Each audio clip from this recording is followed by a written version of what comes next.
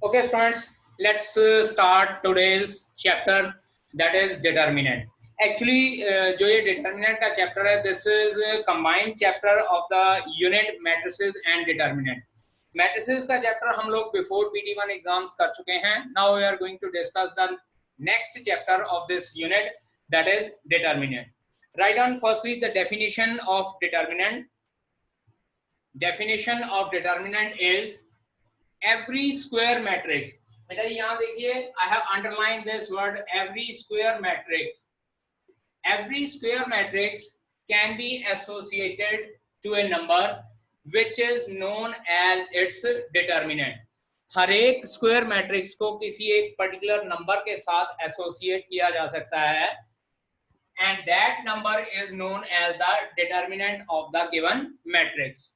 If capital A, ये उसको represent करने का तरीका है aij, where I is row and j is column. A is equals to aij is a square matrix of order n.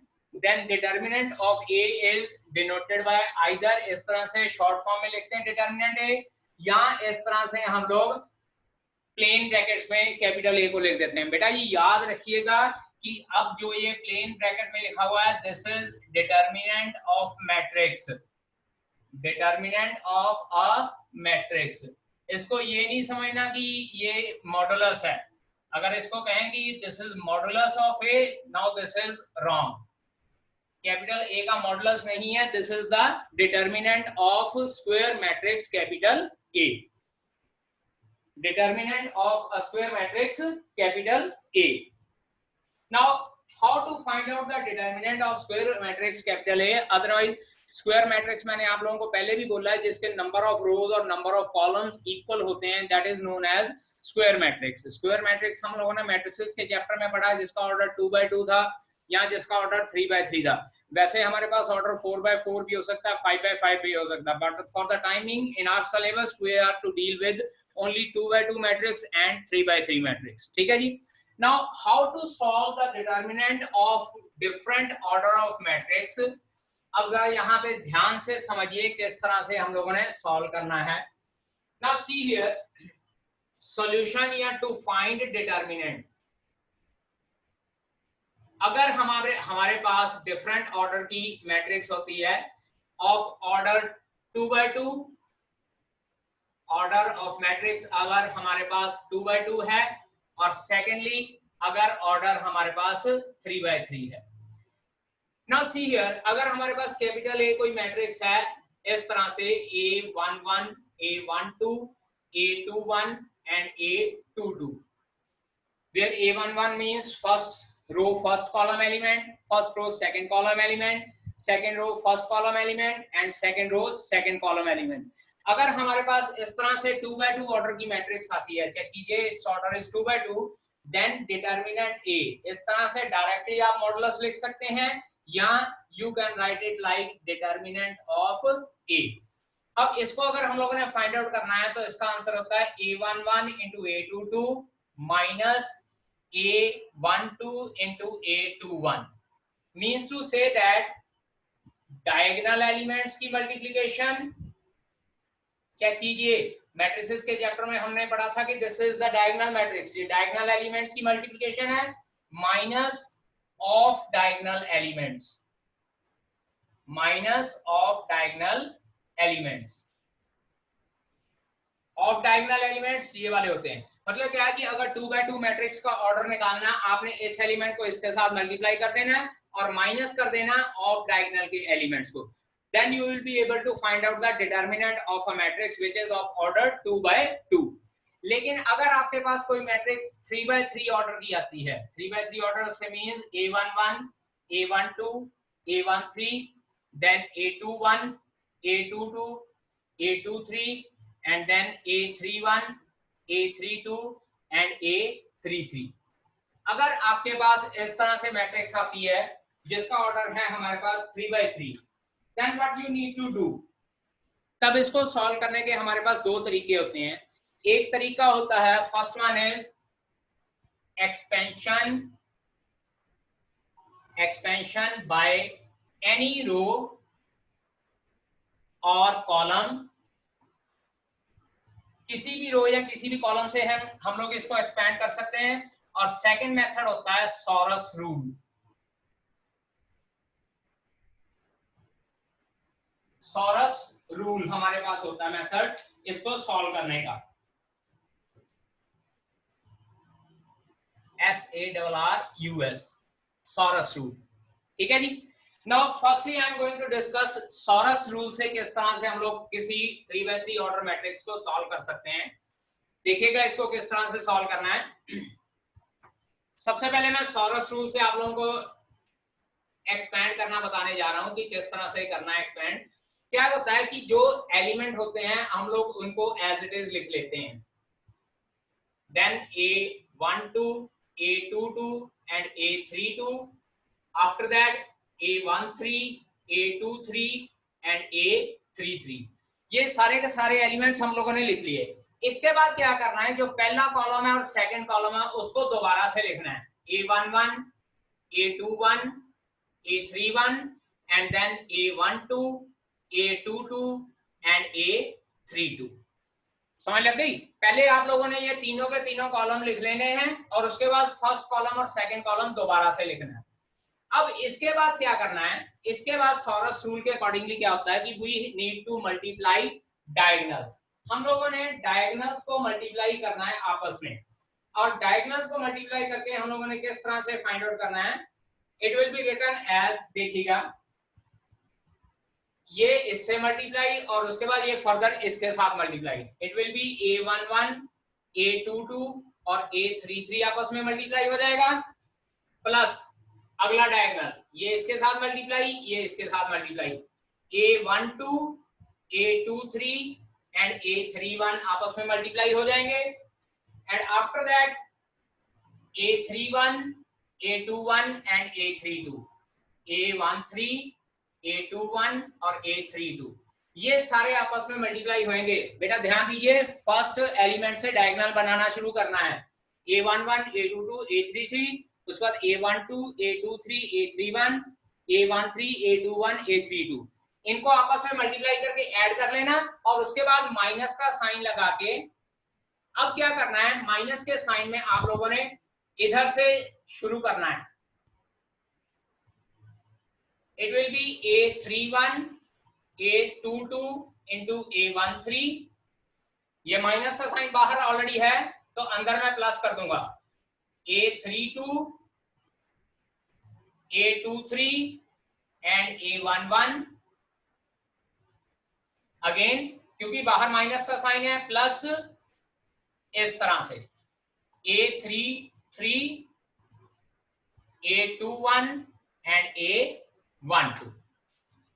अब ध्यान दीजिए, जो डायरेक्ट एरो के साथ लिखा हुआ है उनके साथ प्लस का साइन लगता है, जो डॉटेड एरो के साथ मैंने सारे लिखे हैं इनके साथ माइनस का साइन लगेगा, और ये माइनस का साइन मैंने कंबाइंड तौर पे बाहर लिख दिया है। अगर आप लोग इस तरह से ब्रैकेट में नहीं लिखना चाहते, हम लोग इसको ब्रैकेट में नहीं लिखते हैं, तो इन सब के साथ माइनस का साइन इस तरह से लगेगा। ठीक है जी, ये होता है सॉरस रूल। अब सॉरस रूल क्या होता है कि हम लोगों को जनरली पेपर में एक्सपैंड करने के लिए कहा होता है expand by the row, expand by the column, specially नहीं कहा होता कि आप लोगों ने सॉरस रूल से एक्सपैंड करना है। ठीक है जी, आप लोग सॉरस रूल से भी एक्सपैंड कर सकते हो, लेकिन अगर पेपर में स्पेशली कहा होगा कि expand the determinant by using this row या बाय यूजिंग दैट कॉलम, तो आप लोगों को दूसरा मेथड लगाना पड़ेगा कि दूसरे मेथड में किस तरह से हम लोगों ने फाइंड आउट करना डिटर्मिनेंट। अब यहाँ पे जो ये सॉरस रूल है, पहले एक एग्जांपल लेके हम लोग इसका डिटर्मिनेंट फाइंड आउट करते हैं और उसके बाद फिर फर्दर दूसरा रो वगैरह के मेथड से फाइंड आउट करना शुरू करेंगे। So let us consider example, एक एग्जांपल कंसीडर करते हैं सॉरस रूल के अकॉर्डिंगली डिटर्मिनेंट सॉल्व करने के लिए। मेरे पास एक मैट्रिक्स है, capital A is equals to this is 2 4 1, then -1 1 again -1 and then 3 2 and 5। ये मेरे पास एक मैट्रिक्स है और मुझे इस मैट्रिक्स का डिटर्मिनेंट फाइंड आउट करना है बाय यूजिंग सॉरस रूल। अब सॉरस रूल के अकॉर्डिंगली मुझे डिटर्मिनेंट फाइंड आउट करना है। मैंने आपको बोला था कि पहले तो सारे ऐसे लिख लेते हैं बाय सॉरस रूल, सारे एलिमेंट्स पहले लिख लेते हैं। दिस इज 2 4 1 -1 1 -1 3 2 5 और उसके बाद पहला और दूसरा कॉलम फिर से लिखते हैं। ये देखिए मैं दूसरे कलर से लिख रहा हूं 2 4 1 -1 1 एंड -1। ठीक है जी। अब इसके बाद डायगोनल्स एलिमेंट्स मल्टीप्लाई करने हैं। देखिए पहला आंसर क्या आ जाएगा 2 1 जा 2 2 5 जा 10। उसके बाद प्लस अब ये वाला एलिमेंट -1 इंटू 2 और उसके बाद फर्दर ये 1 के साथ मल्टीप्लाई हो जाएगा। Answer is -2। After that 3 multiply by 4 4 multiply bye -1 it will B -12। ये देखिए सबके बीच में मैं प्लस का साइन डाल रहा हूं क्योंकि ये डार्क एरो है तो इसके साथ प्लस का साइन होएगा। अब इसके बाद जब मैं दूसरे एरोज डालने शुरू करूंगा ऑफ डायगोनल वाले, देखिए ये मैं पुराने डायगोनल के एरो रब कर रहा हूं। इसके बाद जब मैं नेक्स्ट एरोज डालने जा रहा हूं उनके साथ मैं माइनस का साइन लगाऊंगा। पहला एरो इस तरह से जाएगा 1 multiply by 1 and further multiply by 3 it will B -3 क्योंकि बाहर माइनस का साइन लगा हुआ है। उसके बाद -1 multiply by 2 multiply by 2 it will B -4। बेटा जी मैंने बोला सबके साथ माइनस का साइन लगना है। अगर आप लोगों का माइनस का साइन आता तो ये बाद में प्लस हो जाएगा। Now this multiply by this and this multiply by this -5 4 -20। अब इसको हम लोग सॉल्व करते हैं। इट विल बी 10 और ये माइनस का 4 आ जाएगा पहली ब्रैकेट में। This is -3 + 4 + 20 and ultimately it will come out to be 17. So the determinant of this matrix will come out to be 17 by using Saurus rule. I hope कि आप लोगों को समझ लग गया होगा। दोबारा बता रहा हूँ सॉरस रूल में पहले आप लोगों ने सारे के सारे एलिमेंट लिख लेने हैं। उसके बाद पहला और दूसरा कॉलम दोबारा लिखना है। उसके बाद डायगोनल एलिमेंट्स मल्टीप्लाई करके लिखने हैं और ऑफ डायगोनल एलिमेंट भी मल्टीप्लाई करने हैं, लेकिन उन ऑफ डायगोनल एलिमेंट के साथ माइनस का साइन लगाना। ऑफ डायगोनल एलिमेंट का मतलब होता है जो हम लोग नीचे से डायगोनल ड्रॉ करना शुरू करते हैं दूसरी साइड पे। Understand? So this was all about the Saurus rule to find out the determinant of a matrix. अब इसके बाद हमारे पास दूसरा मेथड आता है एक्सपेंशन बाय रो और बाय कॉलम। ये एक्सपेंशन बाय रो और बाय कॉलम जो है ये मेथड हम लोग यूज करते हैं for 3x3 matrix. Now check कीजिएगा, देखिए किस तरह से इसको सॉल्व करना है।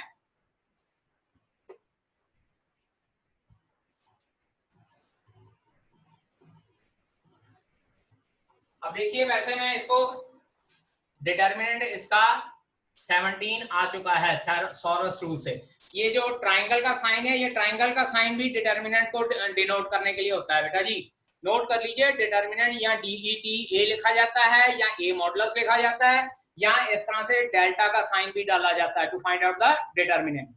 Now I am going to find out the determinant by expansion method. अब एक्सपेंशन मेथड में मैंने आप लोगों को लिखवाया है to find the determinant by using any row or any column। अब देखिए कि एक्सपेंशन बाय रो करते हैं हम लोग। मैं पहले एक्सपेंशन बाय रो करके दिखाता हूं आपको, उसके बाद फिर कॉलम से कर लेंगे। एक्सपेंशन बाय एनी रो, मान लीजिए मैं पहली रो से एक्सपेंड करता हूं। Now this is the first row. पहले समझ लीजिएगा बेटा जी, उसके बाद नोट कीजिएगा किस तरह से सॉल्व करना है। फर्स्ट रो इज 2 -1 और 3। अब इसको सॉल्व करने से पहले बेटा एक ना रफ साइड पे आप एक छोटी सी इस तरह से डिटर्मिनेंट बना लीजिए जिसमें इस तरह से साइन लिखे हों। अल्टरनेटिवली प्लस माइनस के साइन लिख लीजिए। ये सिर्फ अपनी रेफरेंस के लिए है, इसका मीनिंग मैं आप लोगों को बाद में बताऊंगा कि हम लोग ये प्लस माइनस साइन कैसे लेते हैं। ठीक है जी। अब एक बात ध्यान रखिएगा, जब हम लोगों ने R1 से एक्सपेंड करना है बेटा जी, R1 में हमारे पास प्लस माइनस प्लस के साइन है, so we will apply plus minus plus sign. If we are going to expand by R2 तो we will apply minus plus minus sign, and if we are going to expand by R3 then we will apply plus minus plus sign. And similarly for column expansion we are using the same sign which are written here. अब अगर हम लोग R1 से expand करना चाहते हैं, देखिए किस तरह से एक्सपेंड करना है। अब R1 के एलिमेंट है 2 -1 और 3। सबसे पहले हम लोगों ने लिख लेना 2।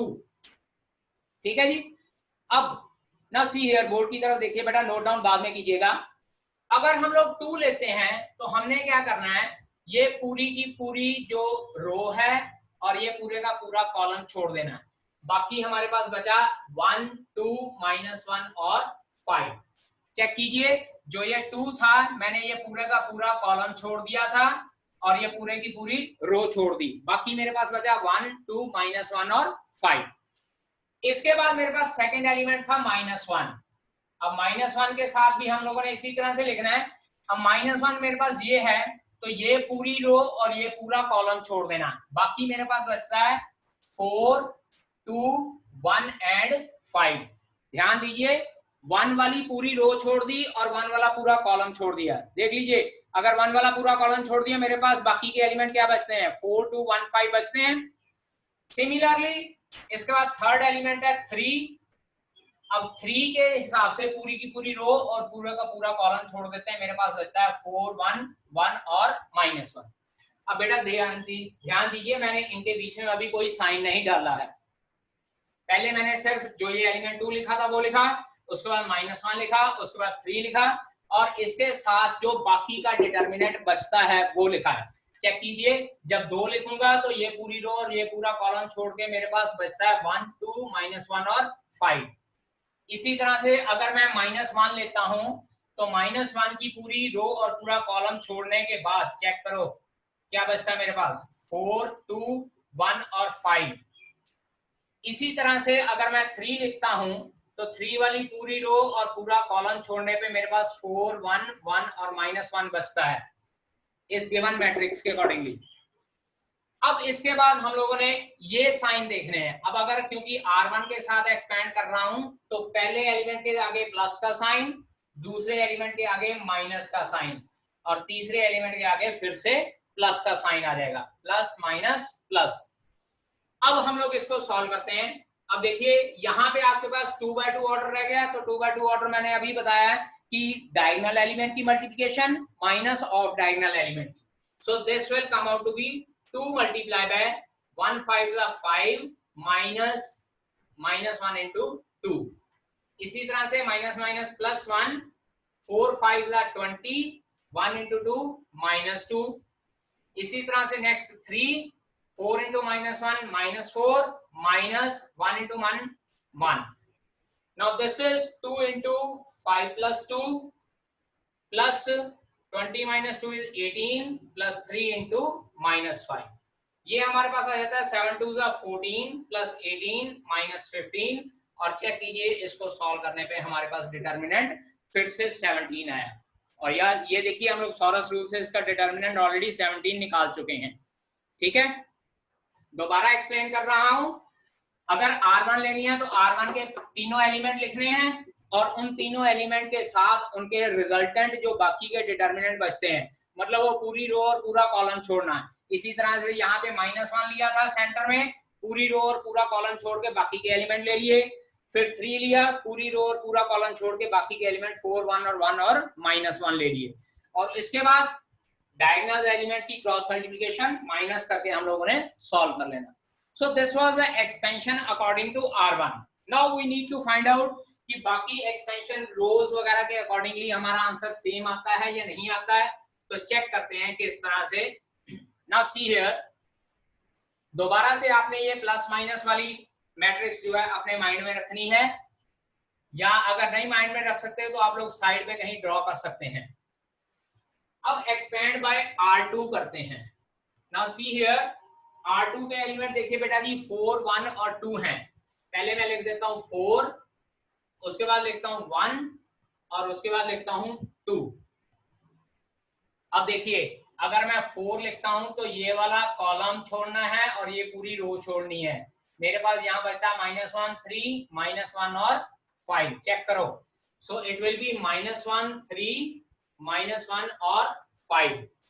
इसी तरह से जब 1 लेता हूं, बिल्कुल सेंटर में है 1, सेंटर वाला कॉलम और सेंटर वाली रो छोड़ देनी है।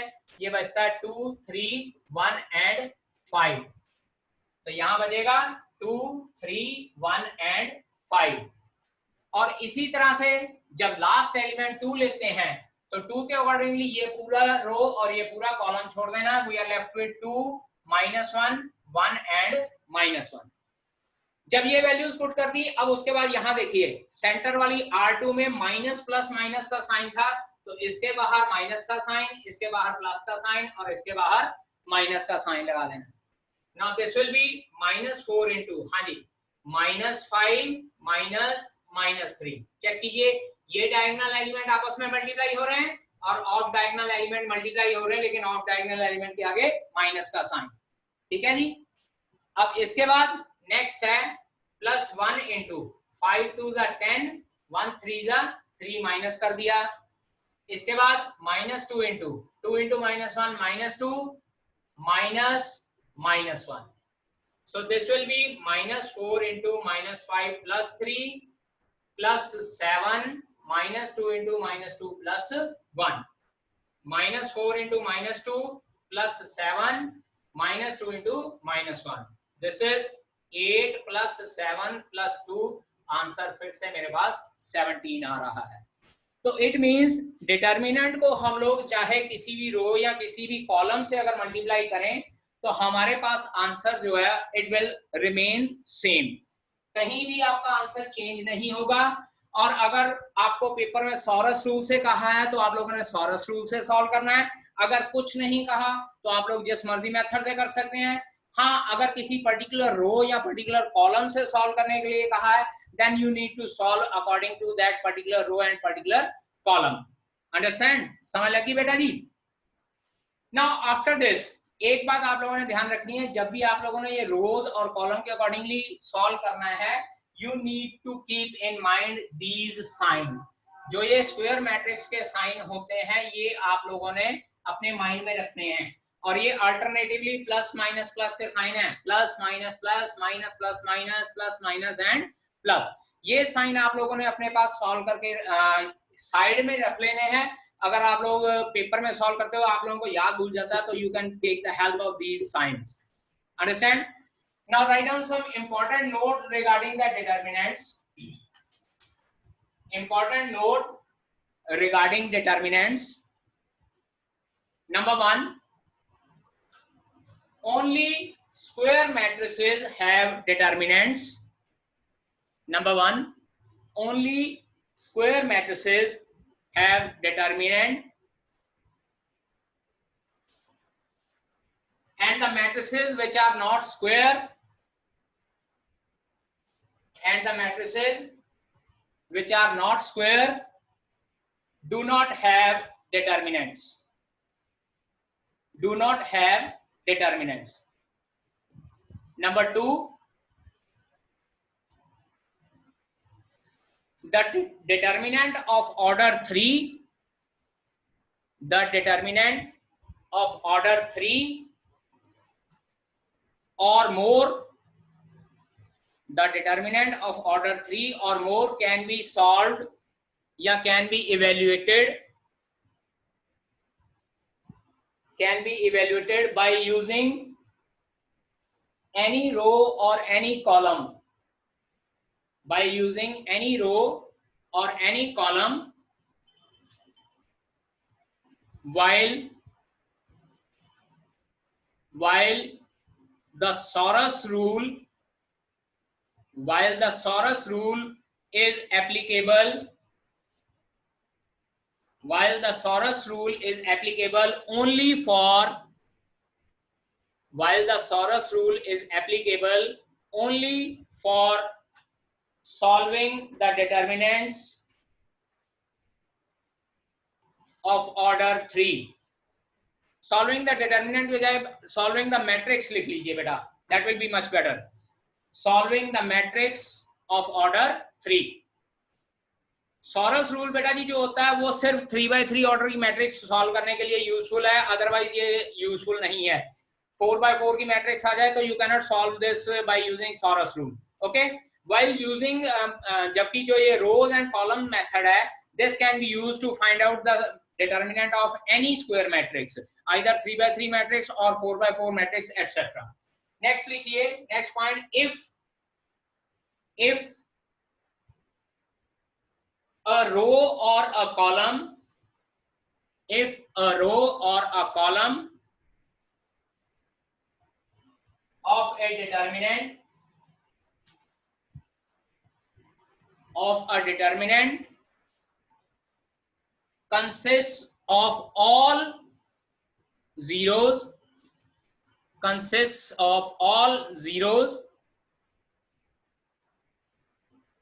then the value of determinant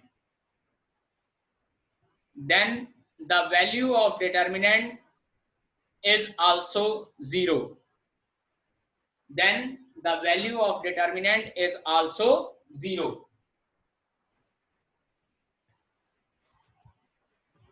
next point लिखिए, the difference between matrices and determinant, the difference between the matrices and determinant is that, the difference between matrices and determinant is that matrices does not have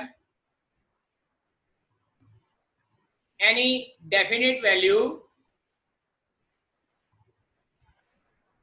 Matrices does not have any definite value, while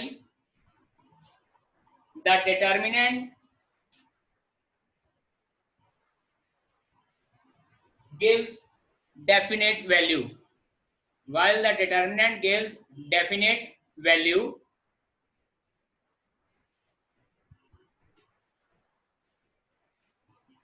इसके साथ ही another सब point बना के लिख लीजिएगा,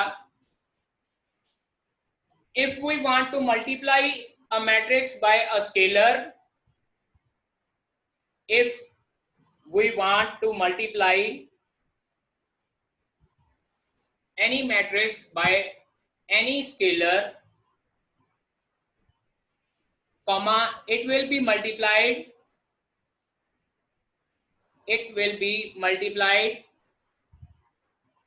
with each and every element of the matrix,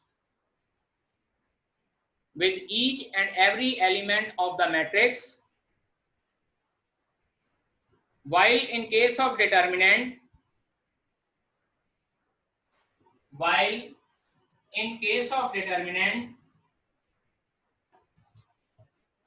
the scalar will be multiplied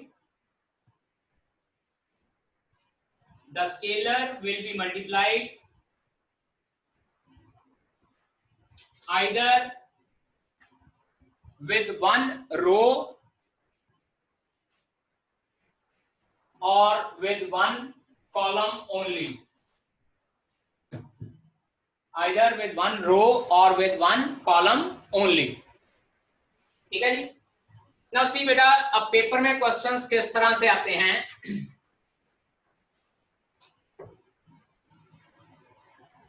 पहली बात तो ये है, देखिए यहां पे मैं क्या लिखने जा रहा हूं।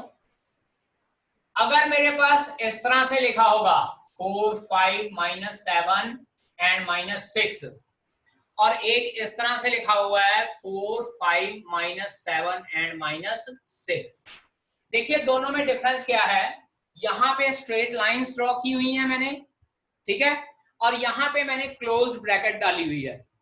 इसका मीनिंग होता है कि ये हम लोगों को मैट्रिक्स गिवन है, और इसका मीनिंग होता है कि ये हम लोगों को डिटर्मिनेंट गिवन है।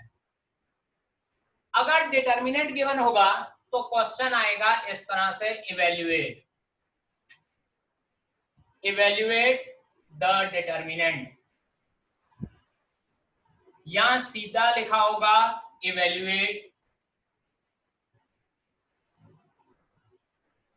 यहां लिखा होगा फाइंड डेल्टा, इस तरह से। लेकिन अगर ये मैट्रिक्स गिवन है तो मैट्रिक्स को हम लोगों को इस तरह से डिनोट करना पड़ता है, कैपिटल ए।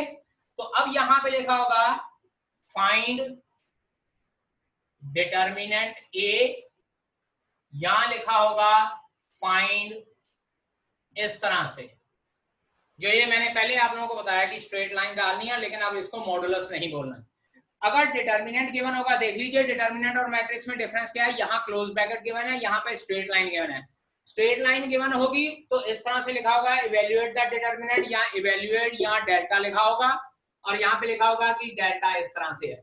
लेकिन अगर मैट्रिक्स गिवन होगी तो आपको लिखा होगा स्पेशली फाइंड डिटर्मिनेंट ए, फाइंड इस तरह से मॉडुलस का साइन, वैसे इसको मॉडुलस नहीं बोलते, इसको डिटर्मिनेंट ही बोलते हैं। अंडरस्टैंड? इसके बाद मैट्रिक्स में हम लोगों ने एक क्वेश्चन किया था, देखिएगा, एक मैट्रिक्स कैपिटल ए हम लोगों को गिवन है 4 5 माइनस 7 6, और एक मैट्रिक्स कैपिटल बी हम लोगों को गिवन है 4x y एंड माइनस 6, और हम लोगों को कहा गया था कि capital A is equals to capital B है, we need to find out the value of x and y। तो हम लोग क्या करते थे कि कॉरेस्पॉन्डिंग एलिमेंट्स को कंपेयर कर देते थे, x is equals to 5 and here we compare corresponding element y is equals to minus 7 आ जाता है। लेकिन अगर हम लोगों को इस तरह से कहा हो कि डिटर्मिनेंट्स इक्वल हैं, now see here it is given that x 1 3 x is equals to 4 5 3 and 2, 4 5 3 and 2, ऐसे कर लेते हैं, यहाँ -5 लगा लेते हैं।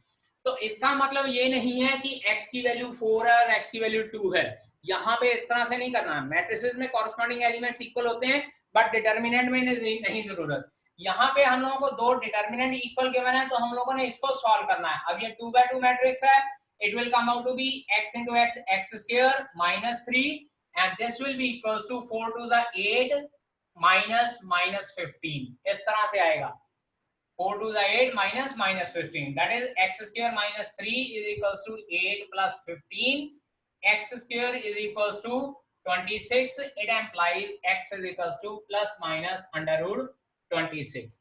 इस तरह से सॉल्व करके हम लोगों ने बताना है कि ये डिटर्मिनेंट में x की वैल्यू क्या आती है।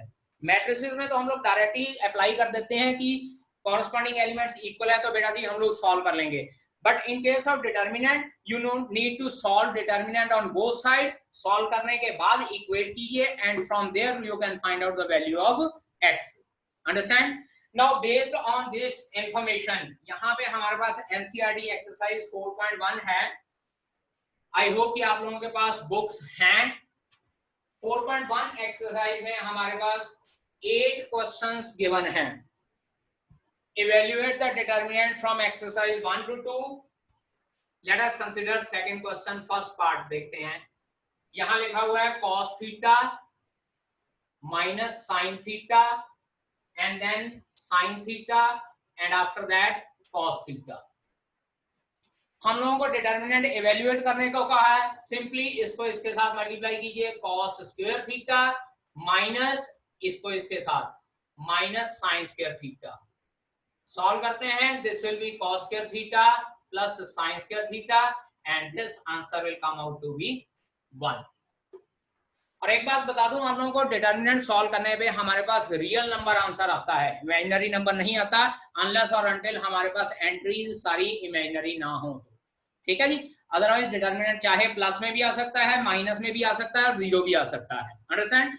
जीरो डिटर्मिनेंट से एक बात याद आई, एक डेफिनेशन लिखिए, singular matrix. Write down a definition, singular matrix,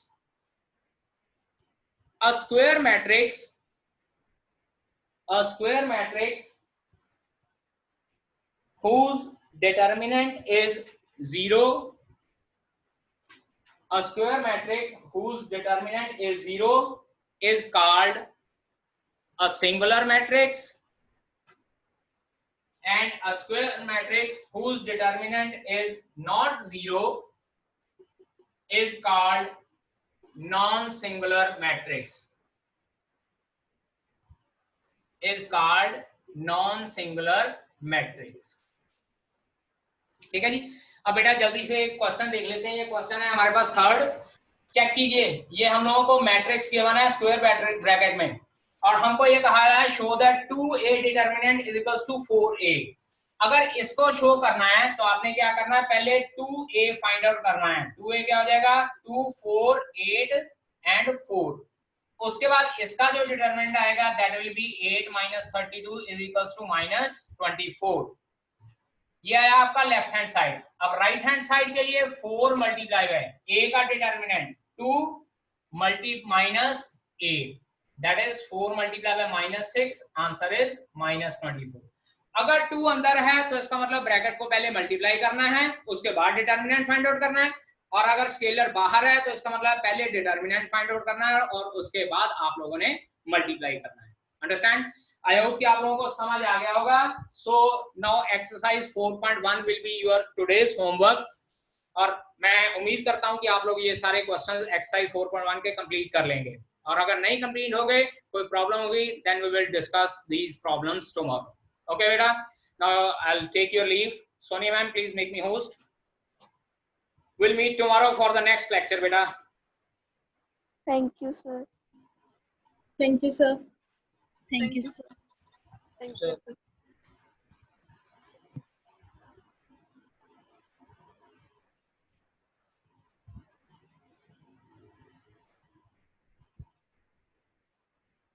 Sonia ma'am, please end this meeting.